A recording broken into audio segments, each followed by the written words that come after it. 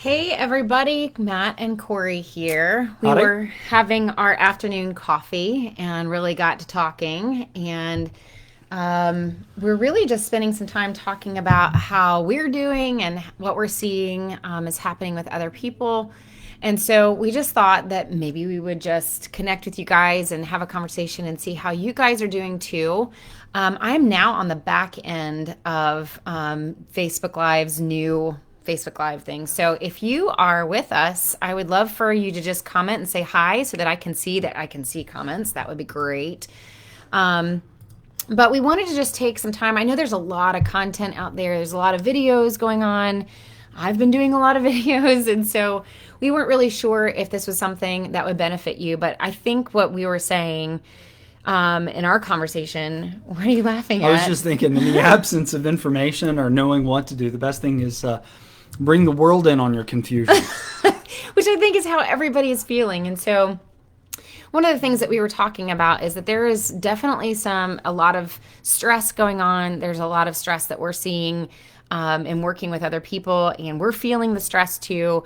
And maybe I'll just speak for myself, but I feel like there's a lot of things that's not being said out loud, Hmm. and we just thought that maybe we just have a conversation and see what you guys have to say about it too. So Matt and I are going to start talking about it. And if you have questions or comments, we would love to hear what you're going through and how this relates to you. And so I guess I'm going to start and just Yeah. say my counseling sessions have definitely ramped up, So understandably so. what have you been seeing in your counseling sessions? Um, I'm not super surprised, and you guys probably wouldn't be surprised either that this is causing a lot of stress on families. There's a lot of stress in marriages as well, and Right. So you're saying stress, and we kind of know that, but like particulars, like where are you? Where's the rub coming from? Where's the spur in the saddle? yeah, I think for sure when you can talk about this, the service culture, I'm seeing obviously service couples, whether you're military or first responder, we're not used to spending this much time with our spouse. No. Mm-mm. And you combine with that um, not too much time with your spouse, but just a lot of time with your spouse. No. The kids on top of that with nowhere to go. And then you also, and maybe we can unpack this too, but I'm also seeing when you have everybody on top of each other in the home, and then on top of that, you you have less purpose than you normally do. Like Okay. some people are continuing to work, some people are So not. let's talk about the spending Stuff. time. Now, one thing that I know frustrates you is I like to take a good 40 days of leave in between PCSs, You right? do. And so in Who about takes a month off? well, it's, I mean, You do. I like to move, I like to get settled, and I like to have a little bit of downtime before I start the next job and like really ramp up. But there comes a time in every time we PCS, and we've done seven in A lot. A this will be lot. our eighth in 10 years, I think, this summer. 8 and 10 years. If it happens this summer. It'll Whole happen other this summer. topic. Yeah. Early fall, early winter. Who knows? Maybe they'll just completely do away with a permanent change of station and they'll just make it like permanent station. You'll just figure it out. But there comes a point where you like to kick me out of the house, That's true. where you realize that I actually have to get back and do what I'm built to do, and It's not and then to working have for me to that kick you out of the space house right now. because there's not enough stuff to improve on in the house anymore. Like I've settled in, I've got the house up to livable status for me because I'm a nester.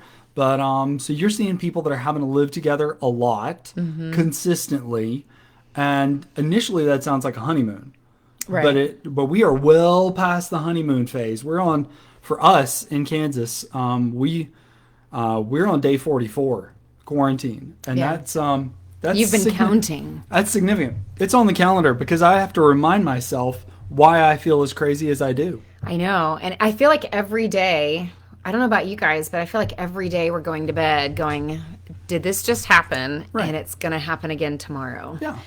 Before we get too far, if you are watching, I would love for somebody that's watching to just shoot a comment that just says that you're here and that you can hear us okay, just so I can see if I can see comments. That would be awesome. So, yeah, I think you're right. I think that part of it is being around each other all the time, and everybody has their pattern for what they do when they take time off, right? For us, I mean, I can't speak for other people, but for us, it takes us a little while to unwind from that schedule, and then we enjoy that time. It's like that honeymoon time, it's vacation, and I think everybody started this whole thing. Thank you. Is it Kara and Holly? Thank you. I can see comments. Yay. The land, Land of of Lincoln. Lincoln. Where is that? Because is that here? I thought he was Nebraska? I think we lived in Kentucky. Is Kentucky the land of Lincoln? don't know. Illinois or Indiana. Help us out, Kara. All Help right. us out. All We're of a sudden, talking geography. I'm gonna have to pull up my elementary school student and be like, "Where is Lincoln from?" We will bring our son upstairs, who is studying for his AP exam for U.S. history, and she'll let us know. Okay. Hey, Emily. So glad you're here. So we like to do So, stuff when yeah. we have that time off. We do have, but it like, doesn't this- involve staying at home. No, it doesn't. No. And so our honeymoon vacation time. And so when this Illinois. whole started, first of all, when Yeah. this started for us, I was in a 2-week quarantine. Yeah. Separated from the family. So that honeymoon, whatever, like you dove into the project of getting the family prepared for this crisis. Yeah, I And basically you- sanitized a 30-foot radius around the house. So Illinois, Kara says Yeah, Illinois. yeah. So it you required did. actually building a moat. We have alligators moat. now. Have no idea what to do with alligators because apparently a moat is not necessary for quarantine. Which contributes to our isolation because nobody wants to cross the moat. But no, that's really what we have done. What you did initially is you took control of protecting your family by establishing a system. And you do that because when we were in Columbia in South Carolina, we were there for the flooding. Right. And before I could even figure out what to do with myself, in fact, I think I had a trip to go on. You did. Yeah. You had figured out how to be self-sustaining and boiling our water and cooking and everything else. And so that's what you do in a crisis. It wasn't up until this moment where I realized that most of these catastrophes we live through, you're like gone at the beginning part. And you come back and you're like, I'm so glad to be home. And I'm like, but I've been in this hell for I don't know how many days already. It's true. I'm sorry. Catastrophes just happen. So there's a reason why I have to figure it out.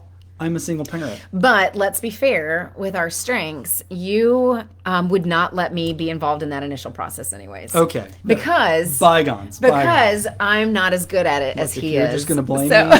I'm not blaming. I'm saying you're actually good. You come up with like really good systems. You have at the time you had like a brewing tank thing that you boiled he was able to boil like gallons and gallons of water in our garage, and I mean we were able to like do a lot, and you had tubs filled with water. It was all kinds of stuff.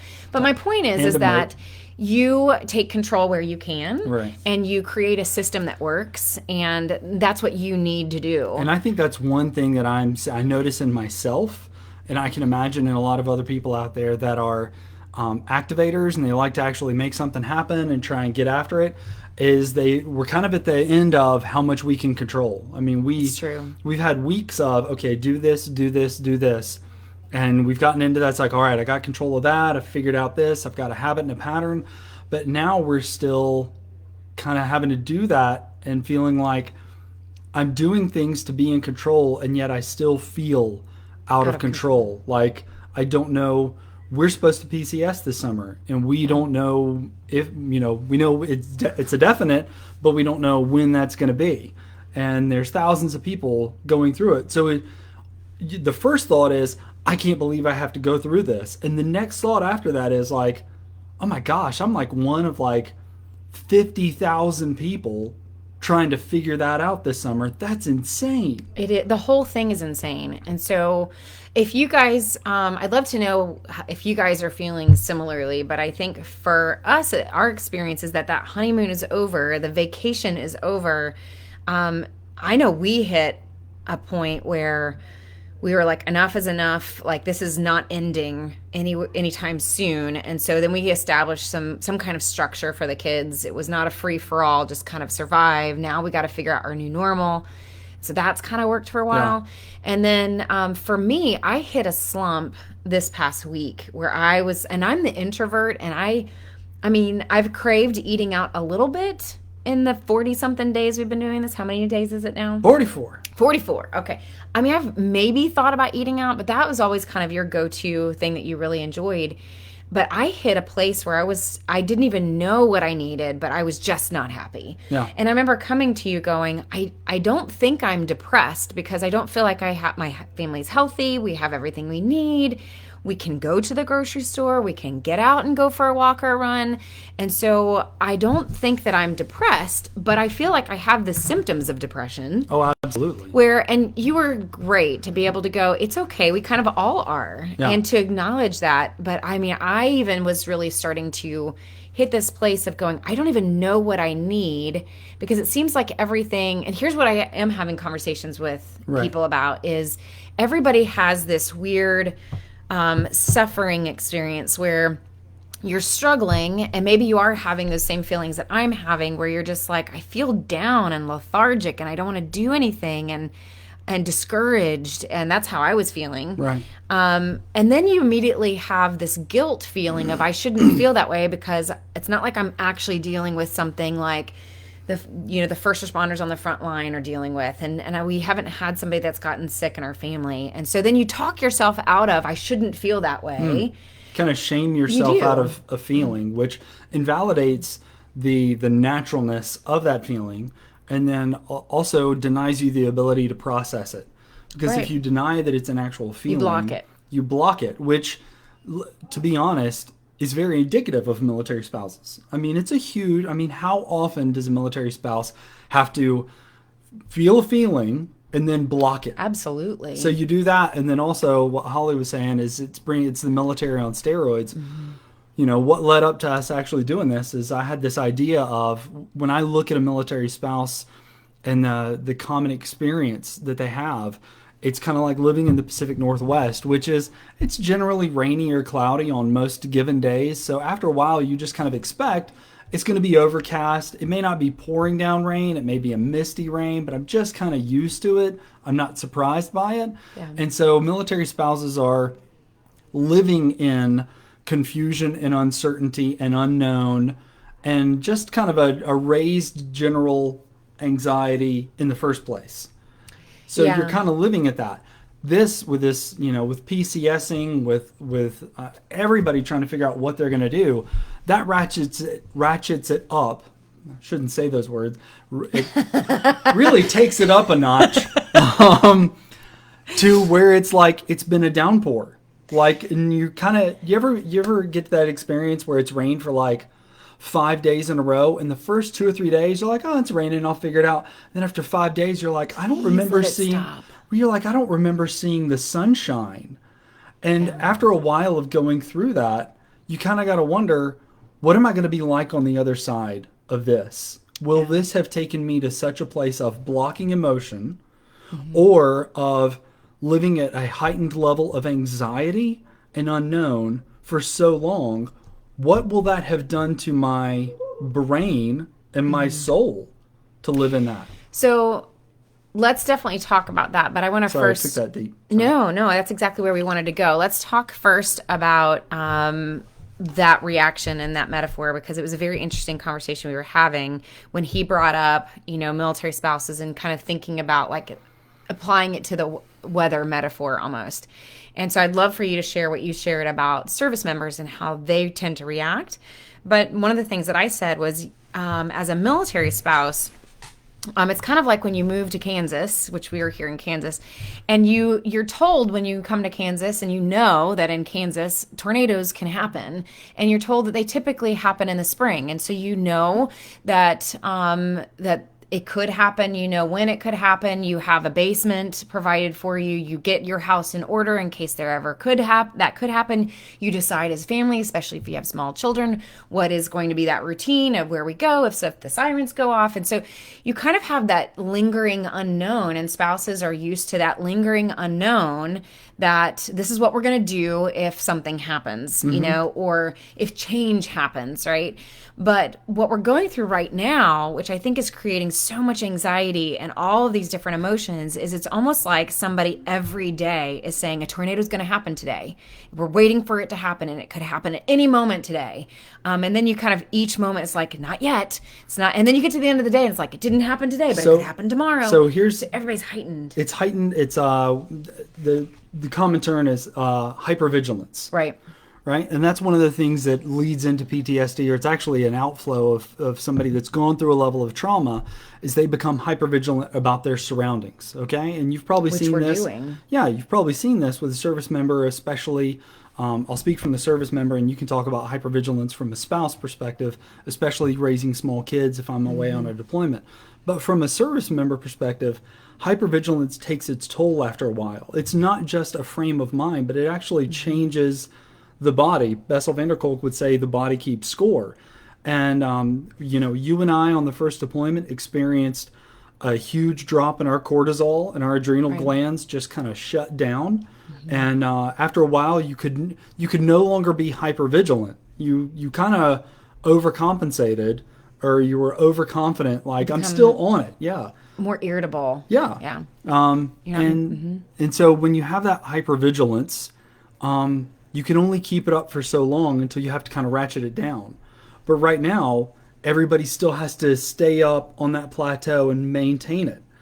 Which is interesting because at home, you can kind of come down a little bit because you have control of what's happening at home. But if you have to leave for groceries, if you have to go anywhere, and then whether or not anybody else is following the rules, and then like you go into this hypervigilance place too. And so home becomes the one place that you can relax a little bit, only to feel isolated and stir crazy at the house. And so share what you shared about the service member and how the service member would be handling this. When you talked about, you said that they live off of orders.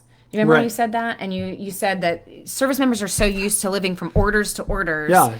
And you typically, if you don't have orders lingering or somebody telling you what to do, you fall back on what you were last told to do. You get in the habit of doing. And you're a doer, you're a maker of plans, and you are an executor of plans. And that, those are really the two functions that you have. You either make the plan or you execute the plan. And so you're always in a planning cycle. You're always in a training cycle. Every time you come up to the next thing, you're looking at what we're going to do this week and then what we're going to do 8 weeks from now. You're constantly in a planning mode. So your mind doesn't know how to get out of that, because the longer you are in it, the more it becomes your world. And in the absence of that, I think people are, they're now getting to the point, for many people that are quarantined, stay at home, we don't need you at work right now. They're probably, like what I'm doing right now. You're like, I don't know what. Luckily I'm in school because I'm having to, finish out the Command General Staff College. You said at the table that you do the last thing you were told to do violently. Yeah. Well, what does that mean? Well, the joke is, in the absence of orders, execute the last thing you were told violently, which is literally like, if you're in combat or you're in a battle and something's happening and then all of a sudden you lose communication, it's like you look at your commander's intent. The last thing you were told, make this sort of thing happen, and then go do it violently. And that it's not violence in every aspect of life, but it's like, do that thing. But we're not built to not do.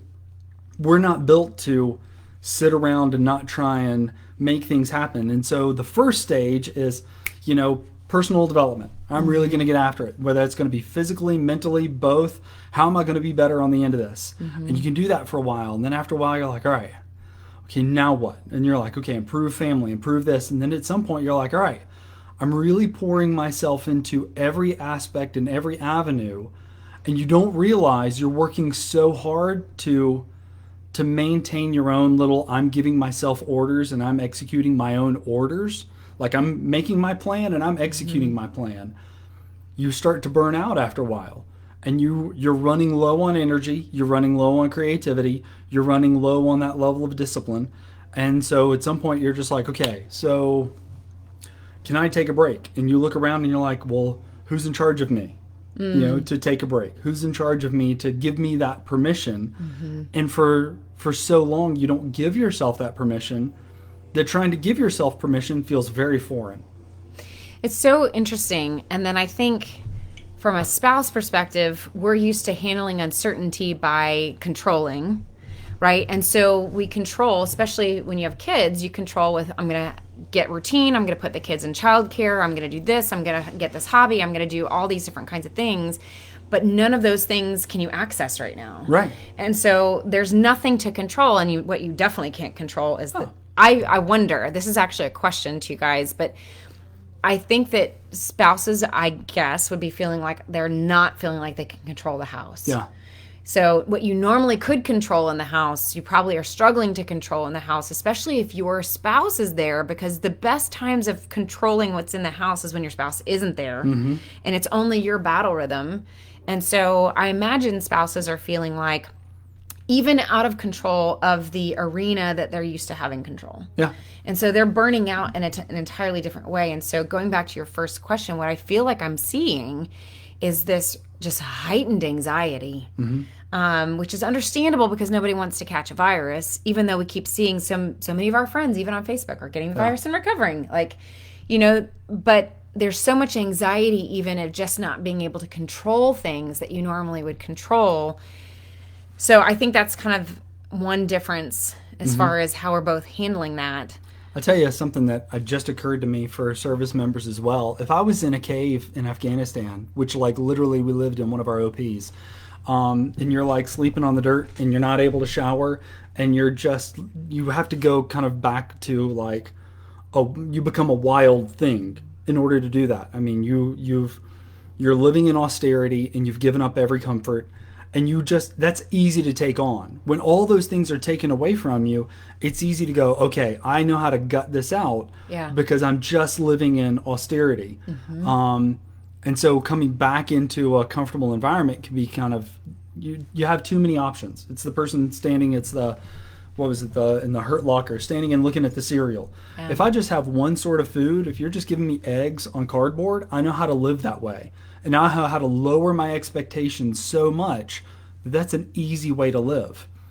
But being in a very comfortable environment where you have all these things at your disposal to include like internet and TV and Netflix and a refrigerator and all those things, and yet still have to be living in a kind of a self-denial phase is a new, I hate the phrase new normal, but it's a very new environment because you're used to, I know how to go to the field and live with nothing. I know how to deploy and live with nothing. But you don't have to live with nothing here. But I don't know how to stay at home and live under kind of these kind of restrictions where I have stuff. So it does I can't fully describe it other than to say it's playing a mental game.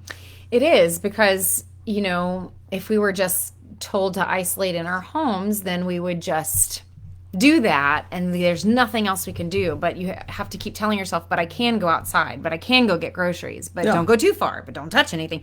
And so let's talk about the impact of hypervigilance, because you brought that up. On one hand, the first thing that came to my mind when you brought up that all of us are dealing with some level of hypervigilance is that, okay, Corie, take note, because for those of us spouses who don't have service jobs, this is a good time to make note that this is what a lot of our spouses go through, service spouses go through. And so as I experience that exhaustion or that fatigue from being hypervigilant or the frustration or just whatever that is, it is a good opportunity to kind of think or have empathy for your spouse and go, if they're living in this all the time, I can understand their irritability, their frustration, their lack of control, their need to sit where they can face the door, like all the things, the little things that make it better. And another thing, empathy doesn't exist in hypervigilance. Empathy doesn't contribute anything to survival. And that sounds weird. It is so on the first rung of Maslow's ladder that when I'm in a hypervigilant state, if I'm in a place where, safety is a concern, I'm not thinking about how are you feeling and how are they feeling and how are they doing. Ooh. So we're going back and forth between the hypervigilance of walking down the grocery store aisle in the right direction and maintaining social distancing. So I've got to stop while somebody's looking at the tomatoes, wait for them to make their decision, and then I can then follow along. And then when I get home to wipe everything down because we don't know what we don't know. And then I have to come home and look at the kids and go, empathically, how are you doing? How are you feeling through all this? No, this is such an It's going point. back and forth on this spectrum that it becomes exhausting. You're like, am I hypervigilant or am I empathic? Which This one? is such a great, interesting point. So I'd love to know what you guys are thinking, because we have more people that are joining us in this kind of random conversation. So let me know what you guys are thinking.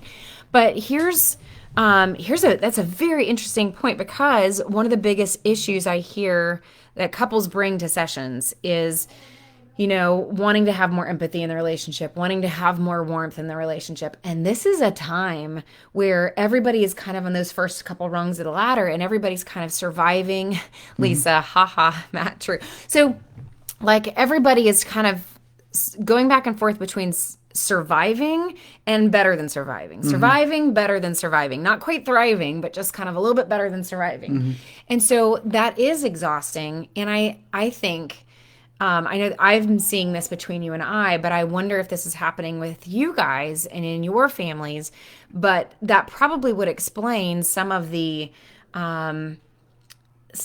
conversations that we're having that are very basic and they're intentional and they're not like the conversations that we would normally having because we're just kind of trying to get through all of it. And so I bet that I'm having a hard time saying this, but I think most couples are having maybe most couples are realizing that you're not having the warm relational probably conversations that you would normally be having or on your date nights or the communication may not be as great as it normally is because so much of your communication is very bare minimum basic survival information fact-based, and maybe that's okay for right now.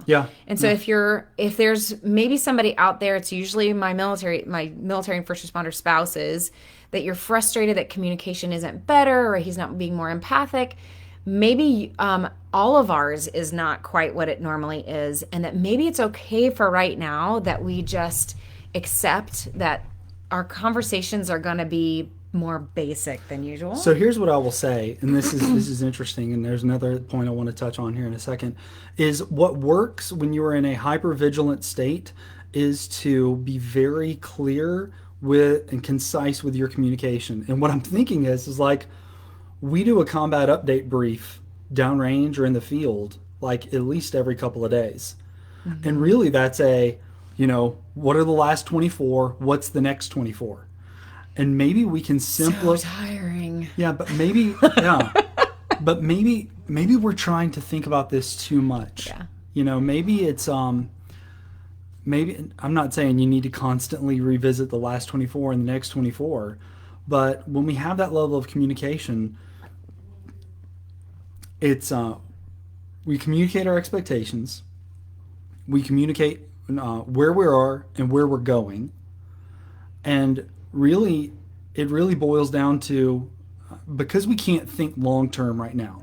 I mean, you honestly, you're as much as you want to try and think long term, like we've got a calendar on our hallway and it's got our pack date on it, our original pack date, and we're looking at that going, days coming up, and or is it we're acting like it's actually going to happen. But maybe we limit our communication and not expect so much of ourselves. Let's not expect to be on self-actualization and really realizing what we're about and trying to fully express ourselves in the world today, but really go, okay, what do I need today? Like, what's the one thing I need today? Like, let's look at logistics. Let's look at going through what we have and making a plan. And what if that plan, like we call our family business meeting, what if that plan is just good enough to go, because we're putting forth the intentionality to do the day-to-day planning and day-to-day check-ins, what if that's enough? What if that expresses love and intentionality? Does that make sense? Oh, absolutely. And what we're talking about is lowering the expectations of yourself and each other and what you're capable of, not only in your marriage, but as a family. And that doesn't make you not a good husband or wife, a poor wife, mother or father. Yeah. And, I think you brought in the check-ins, and the check-ins that I have really helped a lot of people. In fact, I used it on my son a couple weeks ago when he was kind of having a panic attack with his schoolwork. And I was like, I'm going to try the check-in. And so if you've not heard us talk about the check-in, it's very, very simple. And I think you bringing this up makes me think it might be really great to do this, every day or two, and maybe not necessarily every day where it feels like it's rigid and structured and everybody's annoyed by it, but to do it with the boys too, where we kind of maybe at dinner even, we just go, okay, like The check-in is 4 questions, and the point is for you to answer these questions in like a sentence or less. Like it's not like a novel that you're Yeah. sharing. It's supposed to be a 5 minute or less conversation tool, but it helps clear up any misunderstandings or assumptions, and it just helps you speak very clearly. And so I think this would be great to do with boys. But for us to be, the first question is, how are you physically feeling? You know, and that answer could be, I'm anxious, I haven't slept well, I have a lot of energy I need to get out. It's just physically how you're feeling. Number 2 is, what have your thoughts been lately? And you can say, these are my thoughts today, or it can be, I'm anxious about what's happening in the world. It can be whatever that looks like. So it could be time sensitive, like in the last hour or two, or it can be just generally what's been on your mind. And then number 3 is, what are your feelings about that? And people tend to mix up thoughts and feelings. Anxiousness is actually a thought, but we have feelings that connect to anxiousness, you know? And so you might feel worried, scared, alone, but the anxiety is your thoughts. So what are my emotions about that? And then the 4th is, what do you need? Being able to express, this is what I think I need. And that might be something that you can express to your, like, what I need is time alone, or what I need is time with you, or what I need it from the boys' perspective is time to connect with my friends on the Xbox. Yeah. But to be able to do that check-in around the table communicates clearly in a very basic way what everybody is going through, what the inner world is, and what they need. And then we can figure out as a family if we can actually even do anything to help each other, because what I'm feeling right now is that I feel like there's very little I can do for the boys. Right. And so we do the check-in. us. And then I think another aspect of the combat update brief, or the battle update brief that we do, is this is the next operation we're planning. This is the next thing we're looking forward to. And so everybody gets to weigh in on that thing we're looking forward to, and how we're all planning for something in the future. So there is the 24, 48-hour window that we're looking at. But it helps you think into the future. Yeah, so I remember when I started like writing a menu down on the board, I think it helps to be able to, not every day, because I want us to talk about that. You can't do that. Talk about what? I'm not in trouble for writing a memo. No. All right. But I want to share that, because I think it's you finish, and then I want to share something I figured out about myself when you did that. All right. So you're not in trouble.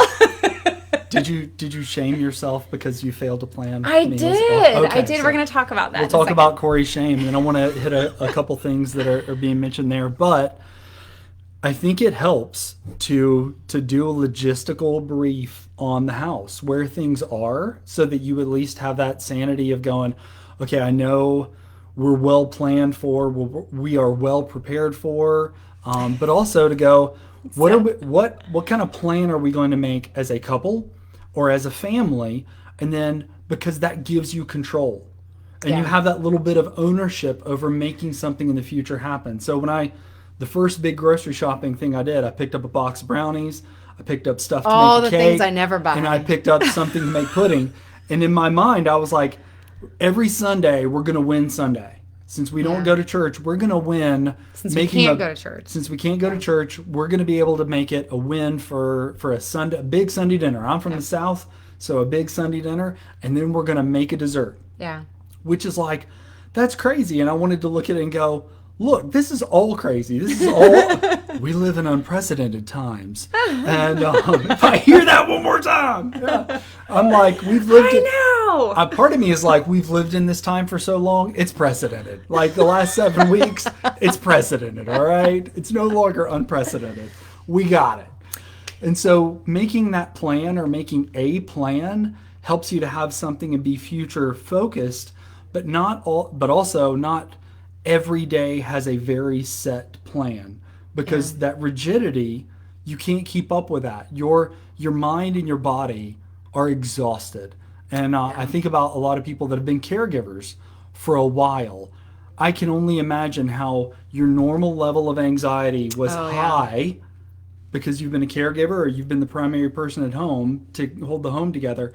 And then all of a sudden, we take that up several notches of what you now have to be aware, and how far in advance you're having to try and plan. And I'll tell you, your brain can't do that. Try as you might. I'm a planner. I'm a strategist. Try as you might. Your brain can't constantly live that far forward in the future and then try and bounce back to being so hyper aware and hyper vigilant in the present before it will burn out and it will shut down. It's one of the beauties of the human body is that when you've exhausted itself, the human body will then tell you, time out, I'm done, ceasefire, I gotta go. Well, and I want to share what I realized about myself. And this was also something I wondered if anybody else was going through this. But when we talk about, being in the house with your spouse, if you're active duty first responder and you're not used to necessarily being around each other all the time, caregivers would be, right? Oh, absolutely. But when I came back and was in quarantine and you did this amazing job with creative grocery shopping and planning for desserts and Sunday dinners, and then he put it out on the calendar, meal plan. My first thought was shaming myself of going, he's so much better at this than I am. Mm-hmm. Like here I am supposed to be the person that's doing some of that or like organizing, and here I'm the person that at 4:00 I'm like, I should thaw out some chicken. Like at 4:00.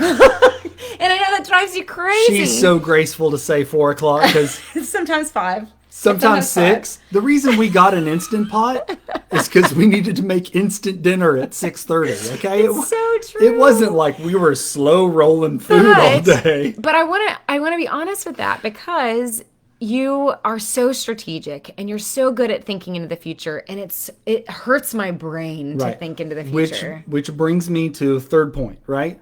Check in 24, Point 48 15. hours. 15 First point, shut your face. I'm going to shut this Facebook thing down, all right?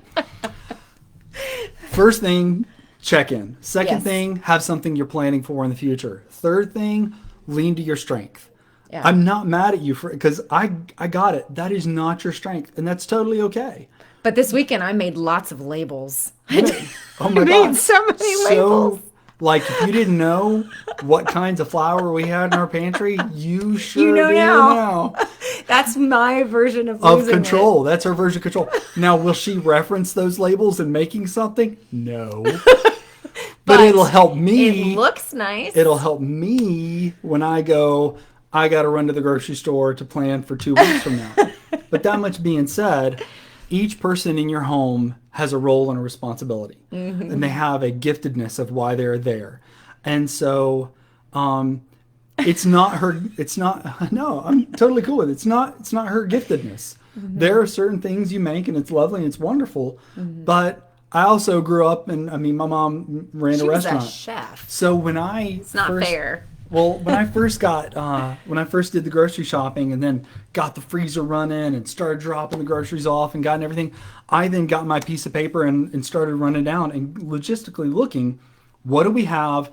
What can I plan for? I'm not sure what the next 2 weeks is going to be. And a lot of that is based in watching my mom do that. Yeah. As a church hostess, walking around going, what do we have? What do I need to plan for? What's missing? How can I make that one thing better? Those are the questions. And so she could plan because she had to order in advance. And we're kind of at that place now where you've got to order in advance. Yeah. You've got to be leaning forward.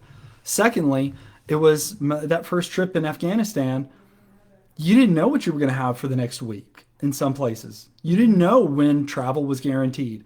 And so you kind of got to the place of going, so what can I control? How do I need to plan? How do I need to prioritize?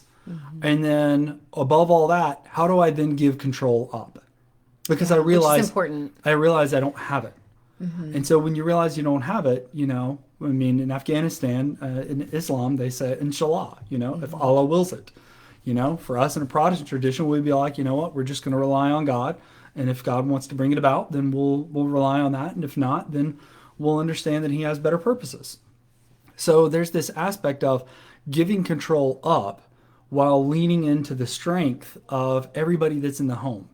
And so that for us, if that might be Jack, we're going to play a board game because he needs that interaction. And it might be a reminder to us, we need that interaction as well. Yeah.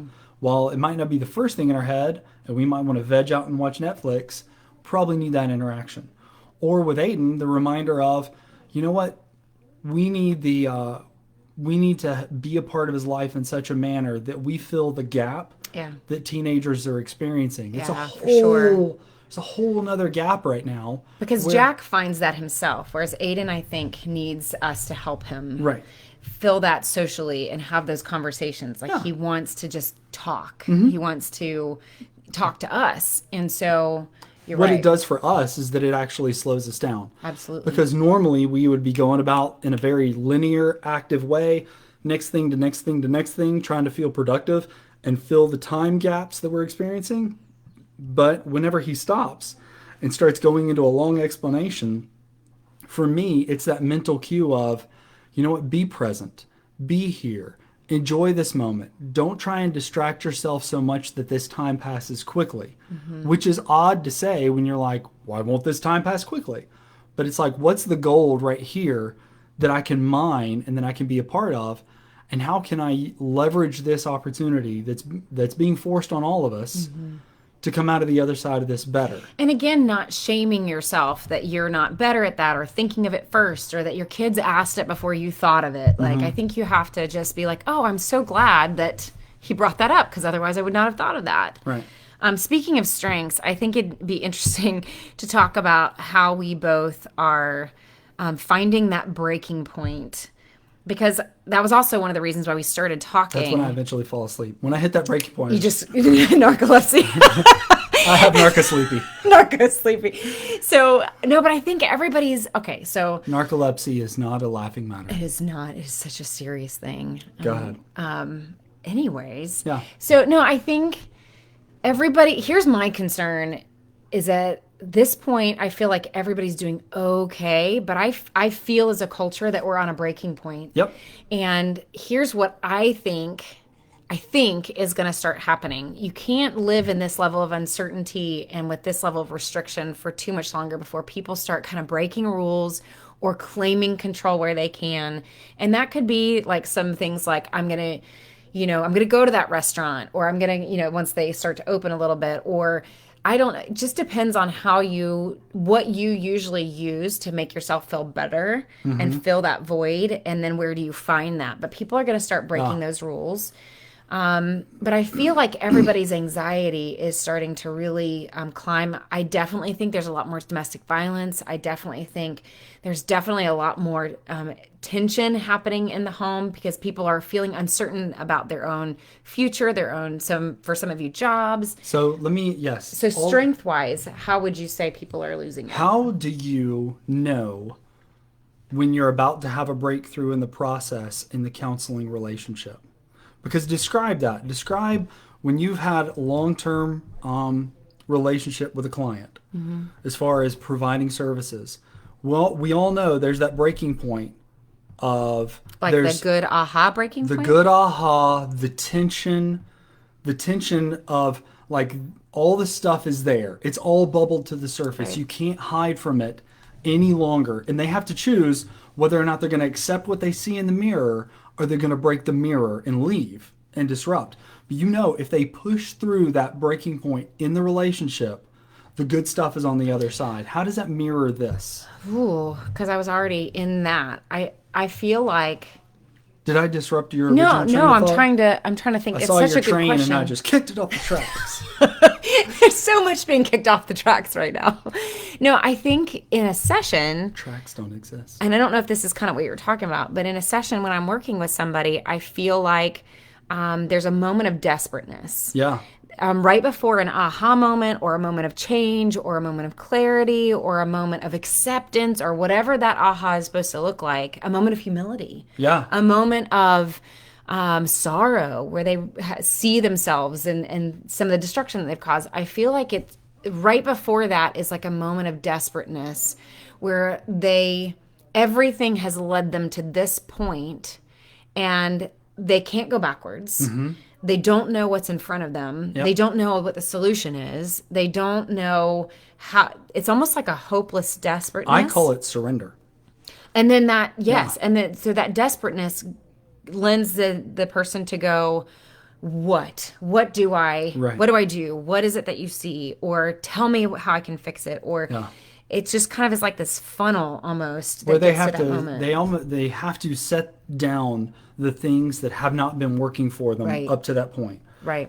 And I think that's where we're at, is that normally in order to manage negative emotions, people can go out shopping, you can go out to a restaurant, you can go out to a movie. I mean, how many date nights do not have actual face-to-face time with Right. people going deep and getting to know one another. And especially for service couples, whether that is first responder and you're constantly experiencing a daily redeployment, or within the military tradition where you're constantly, somebody's coming home and you're having to reintegrate. You rarely get that level of that opportunity for depth, and so you're able to really kind of mask it. And you said it really well. People may want to go out and do something that they would normally use to manage negative emotion. Right. And it happens in the counseling session when people realize everything they've done to that point has not got them to where they want to be.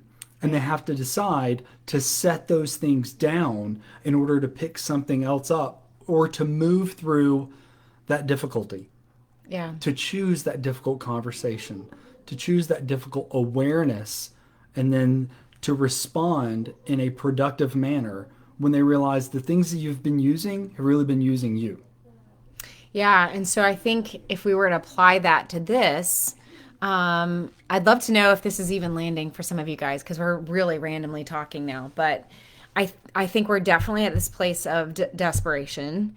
And I think you do have to be self-aware to go, and maybe this is what you're saying, but I feel like everybody has their own breaking point, and it's not a new breaking point. You know when you get to the edge of yourself what you normally do, right? Whether you withdraw, whether you explode, whether you go spend too much money, or whether you drink too much, or like everybody kind of knows their thing that you do when you break.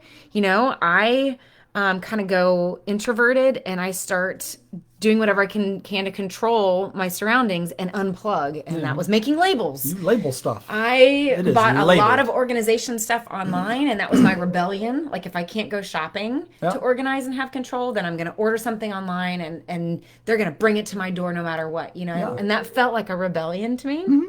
And then what I could control was labels. Like, I know that sounds crazy, but that's exactly what it was. We haven't taken PCS stickers off our furniture for 10 years, but we got labels. I got more stickers that I made. But the point is that was kind of like my little breaking moment. And so I think you know what it is that you do when you break. And so the question is can you be self-aware enough to go, if this is how I normally act when I hit my breaking point, is that something that I want to go through, put my family through, or do here in the coming days, weeks, months?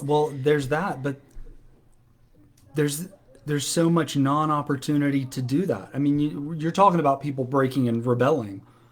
We're still in a place where people can't rebel. No, but here's what's going to happen. Here's what's going to happen. People are that normal breaking, however you behave, is going to happen in the home. Right.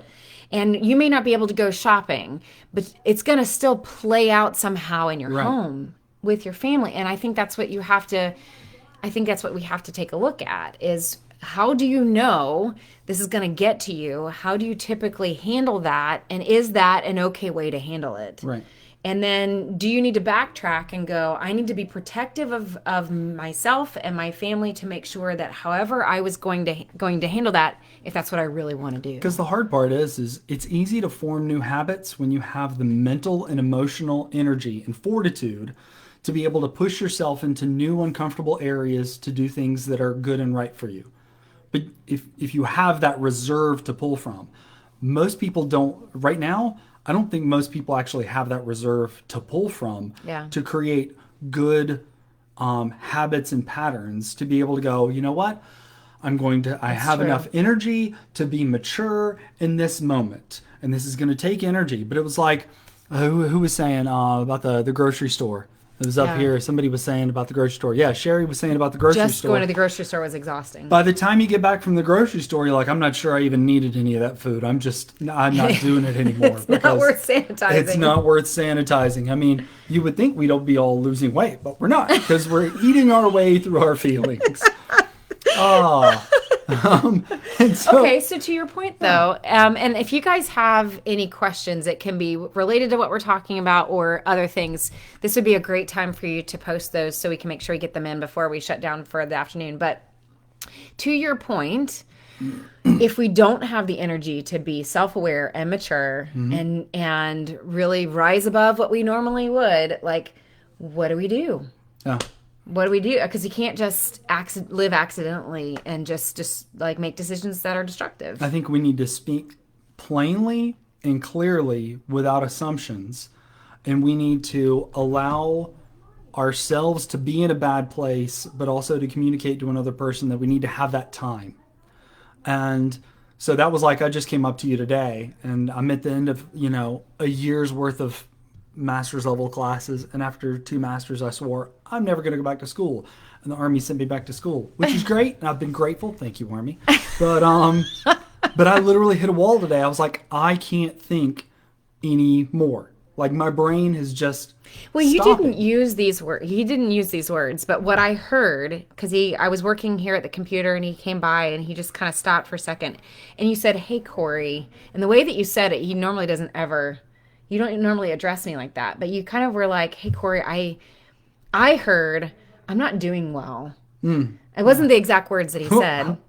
Ain't nobody doing well. But however he said it, I paused and was like, "Are you okay?" Because that's not normally, you wouldn't just kind of stop in your tracks and stop me and say something like that. But what we talked about, though, which I think is also important to point out, is that you and your spouse can be on 2 different timelines. Right. Because for me, I hit my place this past weekend. I was irritable and labels and you kept going, "What do you need?" And I was like, "I don't even know. I don't even know." And I think I said to you, I think you're kind of going through that funk now. Well, yeah, it was just not having the mental energy to constantly be in a strategic thinking place. Because for that's school. your strength. And that's what I said. Like your version of kind of losing it is you strategize so many things. It's not just strategizing the food. You're also strategizing like what's happening in China and like everything. Like you're just like, your brain is just going. And I was like, at some point you're going to get worn out because there's so many things you can't control. At some point? But do you know what else you can do? Or maybe at that point? Maybe we just need to like take on like a household project, but we can't go to Home Depot without our gloves and our... I think what you have to do is just going back to what I said, you've got to be honest, you have to communicate, and you've got to be graceful with yourself. It's really hard to be graceful with somebody else if you're not graceful with yourself. And you've got to have that experience within your heart to know how good it feels to want to be able to give that gift to another person. Because somebody was saying, Holly was saying, giving lots of grace to ourselves and our children. First, give grace to yourself. And don't have such high expectations. Not so low that you're doing harm to another person or that you've completely checked out. But to not feel like you've got to be like, awesome. Hustling. To try and make the most out of this time. Make the most out of certain points during the day and then back off, because if you're constantly going and maintaining what we in the military would call a high operational tempo, you're going to burn out. You're going to burn out really quickly. My first commander was like, you're only as good as your last meal. And if you're not taking care of yourself, then you're not going to have the store to pull from over the long haul. Because for a while, we sprinted through the first mile, maybe 2, maybe 3 of this marathon.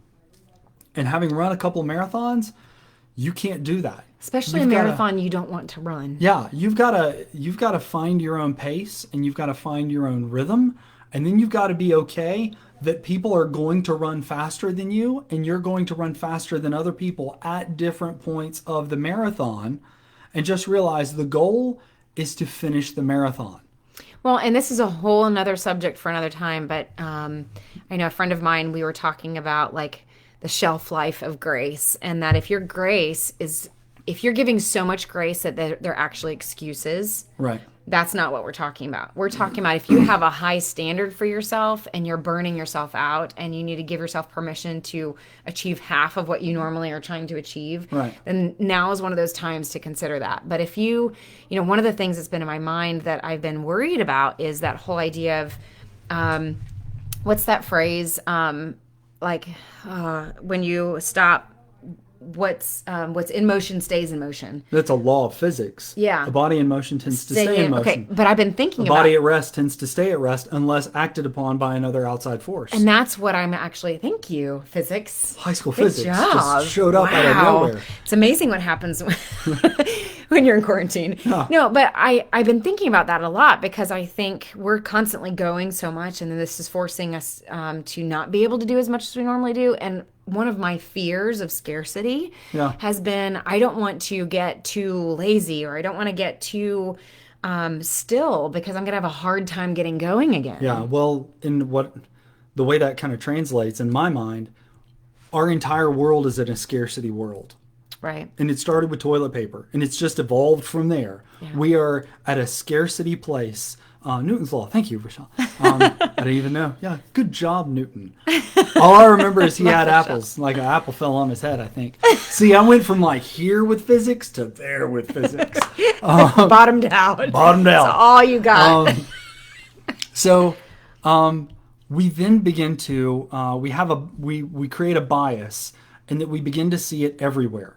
So we take an experience of that we're having in a few places, maybe outside of our home, and we begin to bring that concept inside our home because we're constantly living conceptually in scarcity, in this fear mode, which most of us really don't need to be operating in because it's uncomfortable, it's inconvenient, it's unpleasant, and it's restrictive.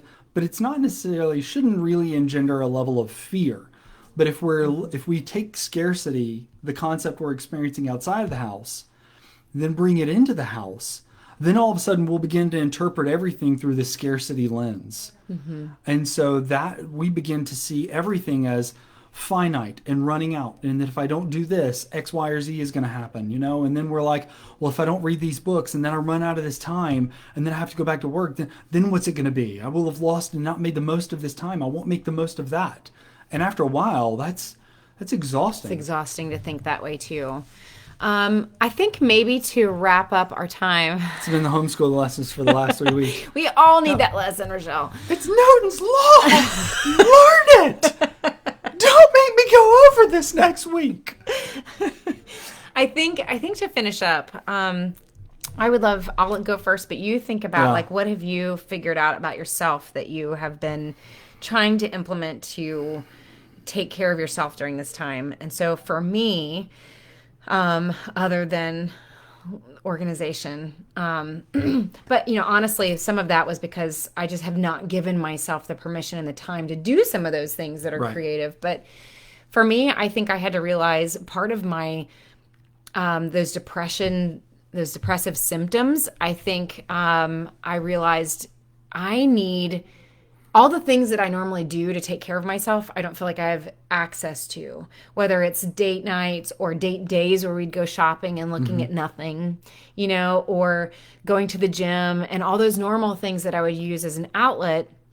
I didn't have access to. And so I found myself going, well, I could work out downstairs, but it's not going to be as good as the gym. And I could walk on the treadmill, but it's not going to do as much as if I paired it with working at the gym. And I could go for a run, but that's not the same as going to the gym. And I would talk myself out of the things that I could do. And I think for me right now, I had to realize that what I really need the most right now is doing what I know is the best mental health help that I can do for myself. And so rather than worrying about the growth it's going to give me or the muscle development that I would normally be caring about, like I need to make sure that my mind is healthy. And so for me right now, I've just resorted back to running again because it clears my mind. It gives me that time away and that space and the fresh air. And I may not be making all the gains that I normally make, but it's good for my mental health help. Right. And so that's what I think I've figured out about myself is I've been like letting go of all those other things and just going, it's okay that I'm just doing this right now. Right. For me, I think the thing, mainly because of the course that I'm in right now, which is, it's called red teaming, which is really trying to look at anything in a very multifaceted approach and to question your assumptions and your bias, is two things, and kind of the point that Holly made, or that Rochelle made first about polarization. To not think of this in a binary fashion. Right now, I think most of the messages that we're getting from the outside world it's an either or. And nothing in life is actually an either or. It's a multifaceted thing. It's a system. It's an interconnectedness. And so to sit back and to look at really the beauty of any given system, even with all its faults and flaws, to be able to contemplate that. And I think we all have time for a little bit more contemplation, but to try not to get caught up because it creates fear, it creates anxiety, it creates anger, to get caught up in a binary either or, this or that approach, because nothing in life is this or that. Especially in our relationships, nothing in our relationship is a this or that. It's, it changes, it's dynamic, it's not static. And so gotta really take a look at the whole system. And the other thing you know, about the red teaming that I like is really take a look at your bias. Holly was saying about, not wanting to feel judged by others for what you do or you don't do. We really only see anybody's highlight reel. Yeah. And then the other part of it is we take information in from people that we may not even ever trust with our kids or our finances. I mean, good Lord, but we let them speak to us or try and weigh in on our lives as if they know us. You don't know me. But really, you should really only have a small handful of people that are giving you honest, good, encouraging, developmental feedback. Not even critical feedback, but the developmental feedback.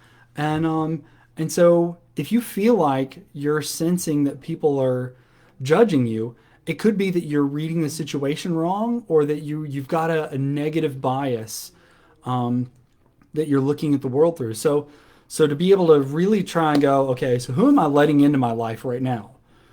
It's like if your shop's closed and or if something's being denied to you, consider whether or not it should ever start back up. When people take things out of your life, that could sometimes be a gift in a very odd way. I just read today, Harry and David are not opening any of their brick and mortar stores. They're closing them, and they're going to be closed because they realized this is a golden opportunity for them to not reintroduce something that wasn't working for them in the first place. Or that won't exist or work well afterwards. Yeah.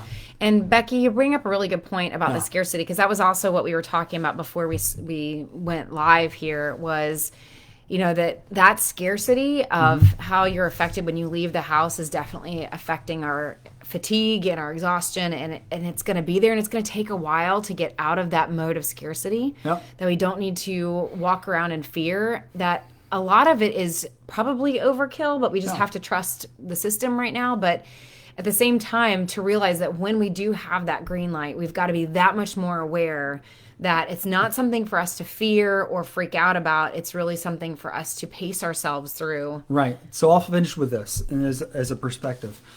Two people that are like personal heroes of mine, Admiral Stockdale and then Viktor Frankl. And for two reasons. Admiral Stockdale was actually imprisoned as a prisoner of war. And he's the Stockdale paradox came from his experience and what he saw as a prisoner of war in Hanoi Hilton. And he was the main person in charge because he was the highest ranking officer there.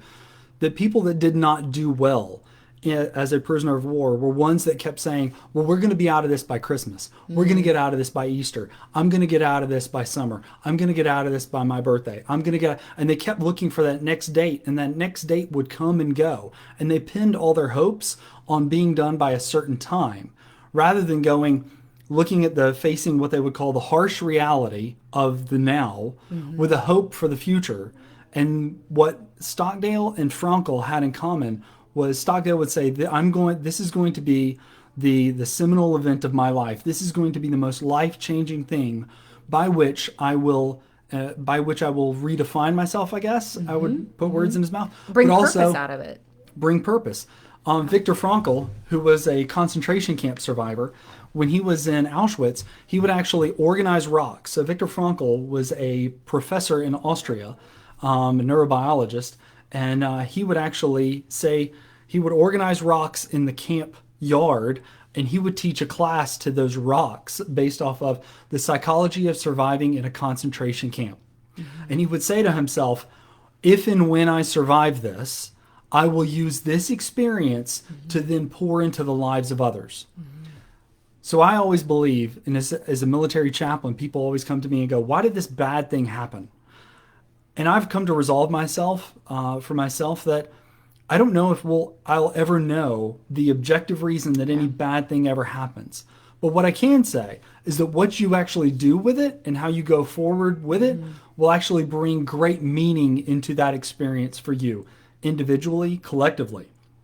So as you're going through it, what are you going to, and don't really press yourself so hard for it right now, but think about it. You know, how am I going to bring something good out of this? Well, chances are, Viktor Frankl, yeah, when he was teaching those rocks, what he was teaching those rocks was not what he actually ended up with later. It was part of the process that got him to what he eventually would teach everybody. Yeah, so but it helped him process through it. So it goes back to your self-check. Your daily check-in should be a daily check-in so that you kind of remain on target, but you're aware of what's going on and changing on within yourself. Yeah. The having that little goal that you're going to strive for as a family. I know you're probably looking at the clock and we got to finish this up, but No. having that listening. little goal that you're striving for as a family gives you those small wins and the learning opportunities that you can begin to shape the experience for yourself kind of in the moment. Leaning on one another's strengths, perhaps you've been trying to be strong in every area up until this point, and you really didn't need to be, and now you can give yourself that permission to not be, but then function as a team. As a family unit, how are we going to function as a team from this point forward with our new lessons? I love going out to eat. Love it, love it, love Loves it. it. Have been denied it. And guess what? I'm not cured of it, and I never will be. But I actually know that I can survive without it, and that has great financial ramifications for the Weathers family budget. And so I'm learning things that I know I'll take forward from here, but also I'll be that much more grateful on the other side of this for the little things that I used to take for granted. And so leaving this, I want to have a greater sense of gratitude in my life and in my heart than I went into this with. I love that. Thanks for talking to me about it. Thanks. Thank you guys for showing up and joining us. And we needed it, and this is part of our survivals. We just need to process it. Maybe we'll just have a weekly quarantine. Quarantine conversation. No, quarantine. Just I see what I did there. quarantine. I saw what you did there. It's like Benifer, or Brangelina. It's a quarantine. It's a quarantine. We've never combined our name. Nope. It just doesn't work. No, we're too independent. We are too independent. I'm glad you see that and recognize it. You're welcome. Thank you guys so much for joining us. We hope you have a good day, and we'll talk to you soon. Bye, Take care. guys. Bye.